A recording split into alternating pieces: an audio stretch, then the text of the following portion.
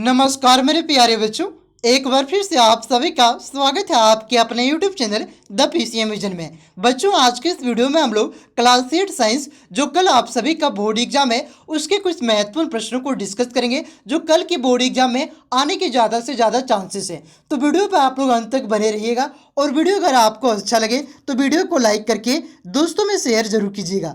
तो चलिए शुरू करते हैं आज के प्रश्नों को।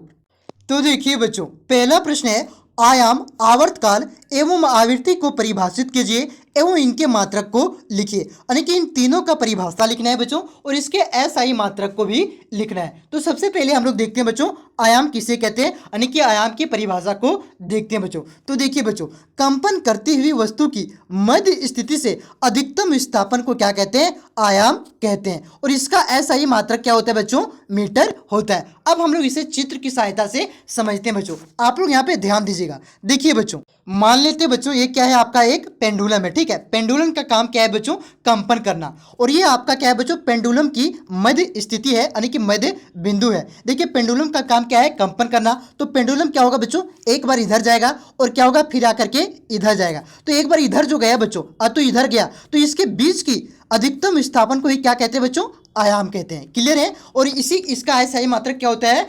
ई मीटर होता है। उसके बाद देखिए बच्चों, अगला जो आपका है कि आवर्तकाल। आवर्तकाल किसे कहते हैं? मतलब आवर्तकाल की परिभाषा देना है। तो देखिए, कंपन करती हुई वस्तु को एक पूर्ण कंपन करने में लगे समय को क्या कहते हैं? आवर्तकाल कहते हैं। फिर से हम लोग क्या समझते हैं बच्चों? फिगर की सहायता से समझते हैं। ये आपका पेंडुलम हमने फिर से बना लिया बच्चों। तो देखिए यहाँ पे एक वर्ड आया है, एक पूर्ण कंपन। इसी को क्या कहते हैं? एक पूर्ण दोलन। तो एक पूर्ण दोलन किसे कहते हैं? पहले उसको समझिए। देखिए बच्चों, एक क्या है? आपका पेंडुलम है। पेंडुलम का काम क्या है बच्चों? कंपन करना। तो कंपन करेगा तो एक बार पहले इधर आएगा, फिर यहाँ से इधर आते हुए फिर यहाँ से एक बार इधर जाएगा बच्चों, और फिर क्या होगा? ये अपने मध्य स्थिति में आएगा। तो ये देखिए बच्चों, एक बार यहाँ से इधर गया, फिर आकर के इधर गया, और फिर आकर के जहां वो पहले था वहां पे रुका। ठीक है, मैं दूसरे कलर से लेकर के समझाता हूं। देखिए, एक बार इधर गया, फिर आकर के इधर गया, और फिर आकर के क्या हुआ बच्चों? यहाँ पे एक बार रुका। तो इतना करने में जो समय लगा बच्चों, इतना करने में जो समय लगा, उसी को क्या कहते हैं? उसी को कहते हैं बच्चों, वही आवर्तकाल कहते हैं। क्लियर है? और इसका एसआई मात्रक क्या होता है? देखिए, समय लग रहा है तो समय के बारे में हम लोग बात करते हैं। तो समय का एसआई मात्रक क्या होता है बच्चों? सेकंड होता है। क्लियर है बच्चों? इसी को एक दोलन कहते हैं। मतलब एक बार यहाँ गया, फिर यहाँ से यहाँ गया, फिर अपने मध्य स्थिति में जहाँ था वो पहले वहाँ आया, उसी को क्या कहते हैं? एक दोलन कहते हैं। ठीक है, तो एक दोलन करने में जितना समय लगता है उसी को क्या कहते हैं बच्चों? आवर्तकाल कहते हैं।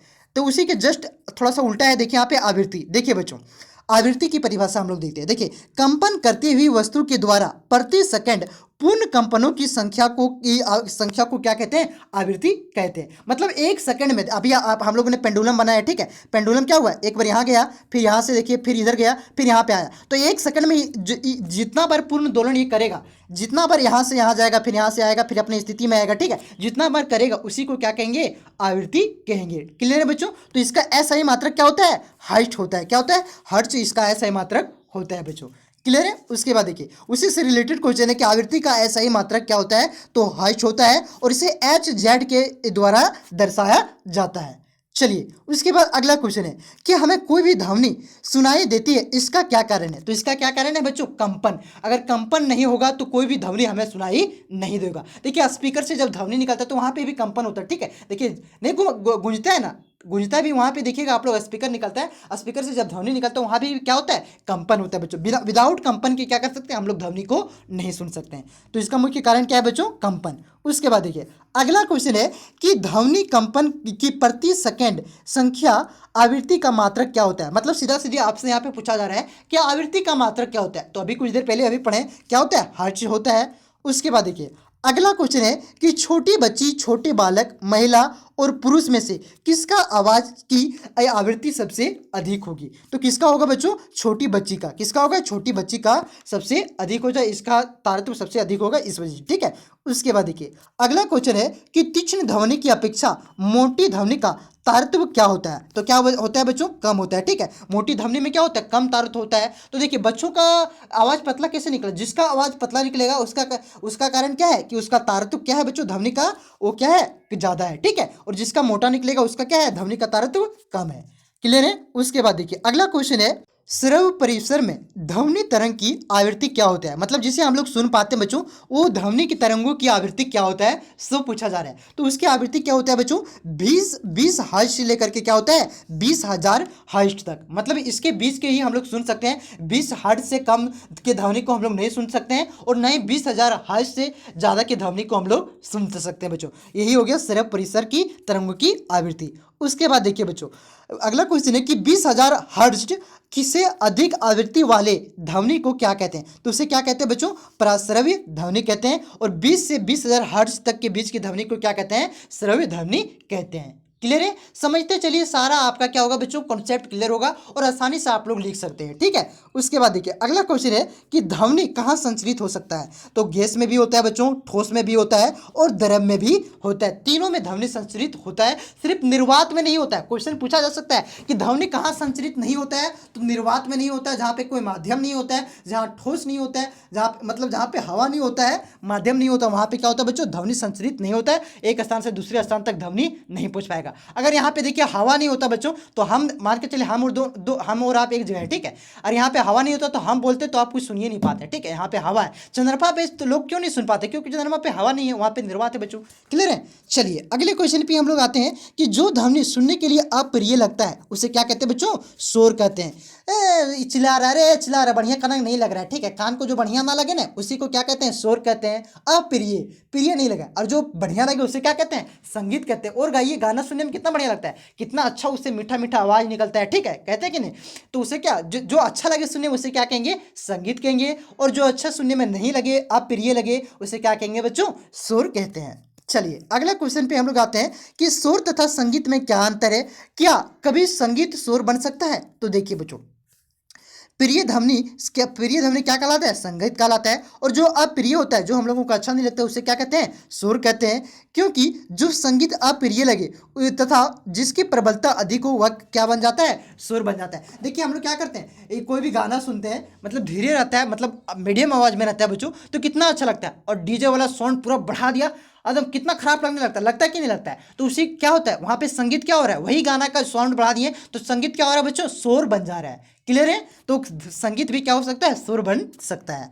चलिए अगले क्वेश्चन पे हम लोग आते हैं बच्चों, 12वां प्रश्न है आपका, वर्णन कीजिए कि शोर प्रदूषण मानव के लिए किस प्रकार हानिकारक है।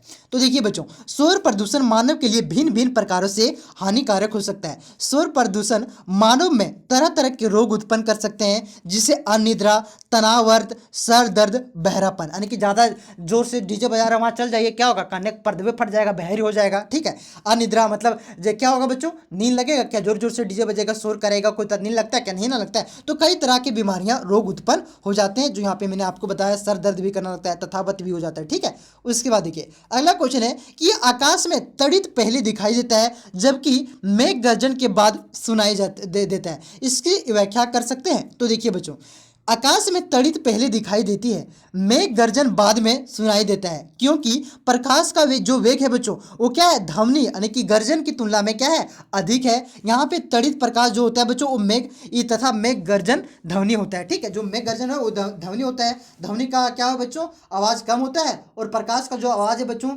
ठीक है, जो तड़ित का आवाज है वो काफी तड़ित के मतलब प्रकाश का जो स्पीड है बच्चों, वो काफी तेज होता है, वो हम तक पहुंच जाता है। और ध्वनि का स्पीड थोड़ा कम होता है और लेट से पहुंचता है। ठीक है बच्चों, इस वजह से क्या होता है, तड़ित हमें पहले दिखाई देती है, जबकि जो गर्जन है बच्चों, ठीक है, यानी कि जो गर्जन सुनाई देती है वो थोड़ा लेट से सुनाई देता है। उसके बाद देखिए अगला क्वेश्चन है कि अंतरिक्ष यात्री एक दूसरे की आवाज को चांद पर क्यों नहीं सुन सकते। अभी मैंने कुछ देर पहले आपको बताया कि चांद पर क्यों नहीं सुन पाते, क्योंकि वहां पे निर्वात है, कोई माध्यम ही नहीं ध्वनि संचरण का। ठीक है, इस वजह से वहां पे हम लोग नहीं सुन सकते, कोई भी बोलता है तो वहां पे नहीं सुन सकता है। ठीक है, अंतरिक्ष यात्री हम ही लोग रहते हैं, मनुष्य रहता है वहां यार। ठीक है, तो देखिए बच्चों, अंतरिक्ष यात्री एक दूसरे की आवाज को चांद पर नहीं सुन पाते हैं, क्योंकि चांद पर निर्वात है तथा ध्वनि संचरण के माध्यम की आवश्यकता होती है। मतलब ध्वनि को यहाँ बोले तुम्हारे कान तक जाने के लिए क्या माध्यम की आवश्यकता पड़ती है। ठीक है, निर्वात में ध्वनि के लिए एक कोई माध्यम प्रविष्ट नहीं है। क्लियर है। इस विषय में चांद पर सुनाई नहीं देता है अंतरिक्ष यात्रियों को। अगला क्वेश्चन देखिए कि अपने वातावरण में शोर प्रदूषण के स्रोत की सूची बनाइए, यानी कि आप आपके वातावरण में क्या क्या आपको शोर मचाता है बच्चों, आपको अच्छा नहीं लगता है, कौन कौन सी ध्वनि, उसके बारे में यहाँ पे सूची बनाना है। तो देखिए पहला क्या है बच्चों कि टीवी तथा रेडियो का अधिक ध्वनि, टीवी की रेडियो का थोड़ा कम ध्वनि रहता है तो हमें अच्छा लगता है, लेकिन थोड़ा अधिक ध्वनि हो गया तो हमें अच्छा नहीं लगता है बच्चों।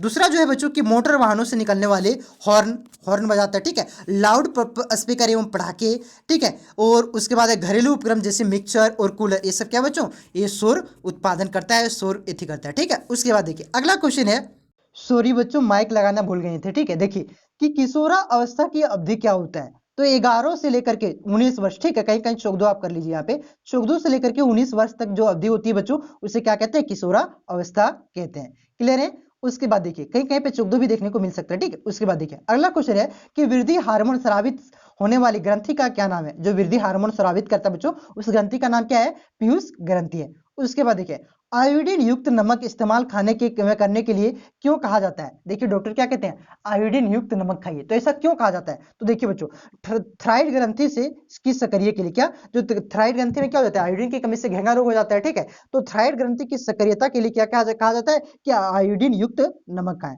उसके बाद देखिए अगला क्वेश्चन है, किशोरा अवस्था में लड़कों के उभरे स्वर अंतर का क्या नाम है, तो उसे क्या कहते हैं बच्चों, कंठमणि कहते हैं। उसके बाद देखिए अगला क्वेश्चन है बच्चों कि स्त्रियों में होने वाले मासिक स्राव की सामान्य अवधि क्या है, तो क्या है बच्चों, 28 दिन, 28 दिनों के अंतराल पे स्त्रियों में क्या होता है, मासिक स्राव होता है। उसके बाद देखिए बच्चों अगला क्वेश्चन है कि शरीर की लंबाई वृद्धि, गुण लेगी गुणों का विकास, एडम एप्पल दिखाना, रोजोनोवृत्त, इनमें से कौन सी परिवर्तन यौन आरंभ के दौरान नहीं होते हैं, तो जो रोजोनोवृत्त है बच्चों वो क्या होते हैं, यौन आरंभ के दौरान परिवर्तन नहीं होता है। उसके बाद देखिए अगला क्वेश्चन है, निम्नलिखित में से कौन सा आहार किशोरों को लेना चाहिए, मतलब युवाओं को लेना चाहिए, तो कौन से आहार लेना चाहिए, क्या क्या खाना चाहिए, रोटी खाना चाहिए, दाल खाना चाहिए और सब्जी एवं फल खाना चाहिए। देखिए बच्चों इसका कहने का मतलब कि हमें संतुलित आहार लेना चाहिए।